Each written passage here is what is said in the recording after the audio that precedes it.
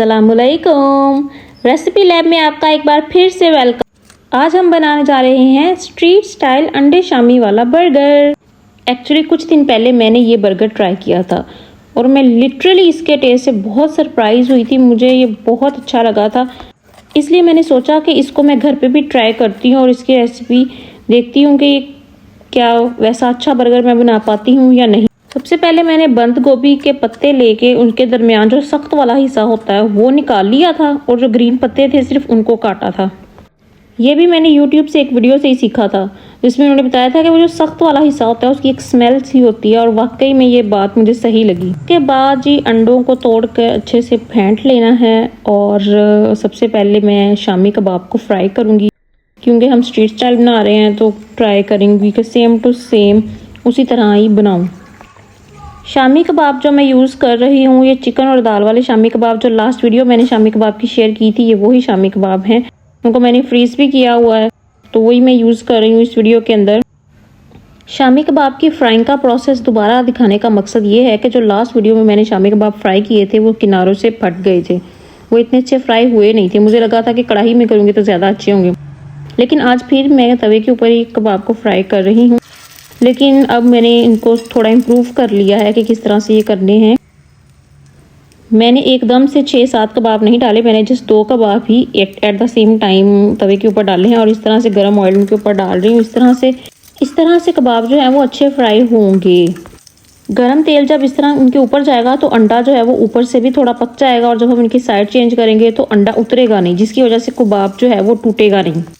ज़्यादातर लोगों को तो ये आम सी बात लगती है कि फ्राइंग का प्रोसेस इतना कोई ख़ास मुश्किल नहीं होता, लेकिन जो लोग बिगनर हैं उनके लिए ये एक टास्क है, डिफ़िकल्ट टास्क है। वैसे मेरी जो ज़्यादातर वीडियोस हैं ये बिगनर्स के लिए बेस्ट हैं। इस तरीके से जो कबाब फ्राई किए जाते हैं वो नहीं टूटते। वैसे वीडियो की रिकॉर्डिंग, शूटिंग, इस सारे प्रोसेस में मेरी कुकिंग काफ़ी इम्प्रूव हो रही है और मेरी कबाब फ्राइंग की स्किल भी देख लें आप, फर्स्ट टाइम की निस्बत मैंने इस दफ़ा कितने अच्छे फ्राई किए हैं। जब हम कुकिंग की वीडियोस देखते हैं किसी भी बड़े चैनल के ऊपर तो हमें लगता है कि ये रेसिपी तो बहुत ही आसान है, लेकिन जब हम रियल टाइम में उसे बनाने लगते हैं उस वक्त पता चलता है कि इसमें कौन कौन सी मुश्किलात हैं। बिगनर्स के लिए तो कभी भी चीज़ें उतनी आसान नहीं होती। बाकी अंडे जो बचे थे उनके अंदर मैंने थोड़ा सा चाट मसाला मिक्स किया है, इसको फेंटा है और फिर फ्राइंग करूँगी। हाँ जी, और यहाँ पर मुझसे मज़ीद एक गलती हो गई थी, वो ये कि जिस तवे पर मैंने शामी कबाब फ्राई किए थे उसी बचे हुए ऑयल के अंदर मैंने अंडा डाल दिया फ्राई होने के लिए। फ्राई होने के बाद अंडा भी सोचेगा कि मैं किसके हाथ लग गया, अंडे का पूरा फंडा हो गया। एक्चुअली ऑयल के अंदर जो कबाब का थोड़ा बहुत लेफ्ट ओवर था वो भी था और दूसरा छोटे छोटे पीस थे जो जल के ब्लैक हो गए थे, तो अंडा कुछ यूं हो गया था। देखें इस बेचारे अंडे की हालत।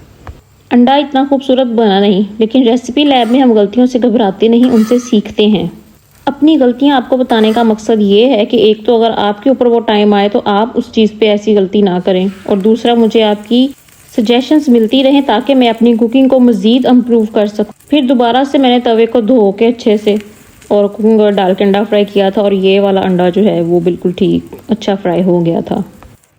अपने बर्गर में तो मैंने ख़राब वाला अंडा ही यूज़ कर लिया था, क्योंकि टेस्ट तो वही आना था ना जो था, और इसको वैसे भी ज़ाया नहीं करना चाहिए जी। तो अंडा जो है ये फ्राई हो चुका था और अब चलते हैं नेक्स्ट प्रोसेस की तरफ।